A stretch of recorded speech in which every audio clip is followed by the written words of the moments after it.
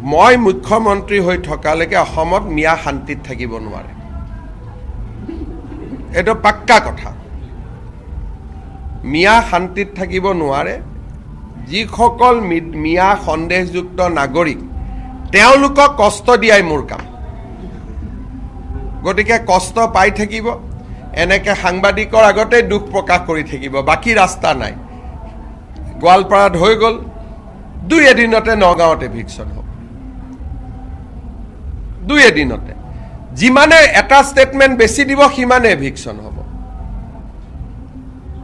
আমাৰ বিৰুদ্ধে নকলে শান্তিত থাকিলে বেলেগ কথা।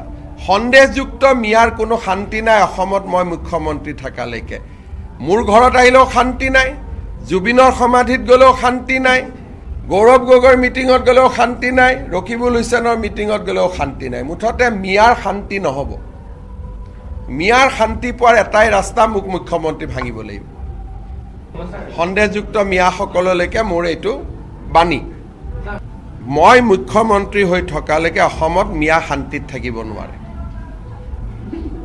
এইটো পাক্কা কথা। মিয়া শান্তিত থাকিব নোৱাৰে। যিসকল মিয়া সন্দেহযুক্ত নাগৰিক তেওঁলোকক কষ্ট দিয়াই মোৰ কাম। গতিকে কষ্ট পাই থাকিব, এনেকৈ সাংবাদিকৰ আগতে দুখ প্ৰকাশ কৰি থাকিব, বাকী ৰাস্তা নাই। গোৱালপাৰাত হৈ গ'ল, দুই এদিনতে নগাঁৱত এভিকশ্যন হ'ব।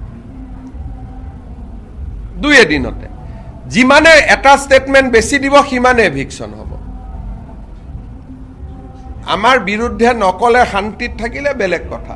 সন্দেহযুক্ত মিয়াৰ কোনো শান্তি নাই অসমত। মই মুখ্যমন্ত্ৰী থকালৈকে মোৰ ঘৰত আহিলেও শান্তি নাই, জুবিনৰ সমাধিত গ'লেও শান্তি নাই, গৌৰৱ গগৈৰ মিটিঙত গ'লেও শান্তি নাই, ৰকিবুল হুছেইনৰ মিটিঙত গ'লেও শান্তি নাই। মুঠতে মিয়াৰ শান্তি নহ'ব।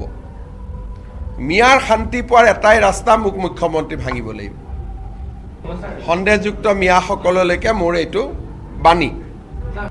মই মুখ্যমন্ত্ৰী হৈ থকালৈকে অসমত মিয়া শান্তিত থাকিব নোৱাৰে। এইটো পাক্কা কথা। মিয়া শান্তিত থাকিব নোৱাৰে। যিসকল মিয়া সন্দেহযুক্ত নাগৰিক তেওঁলোকক কষ্ট দিয়াই মোৰ কাম। গতিকে কষ্ট পাই থাকিব, এনেকৈ সাংবাদিকৰ আগতে দুখ প্ৰকাশ কৰি থাকিব, বাকী ৰাস্তা নাই।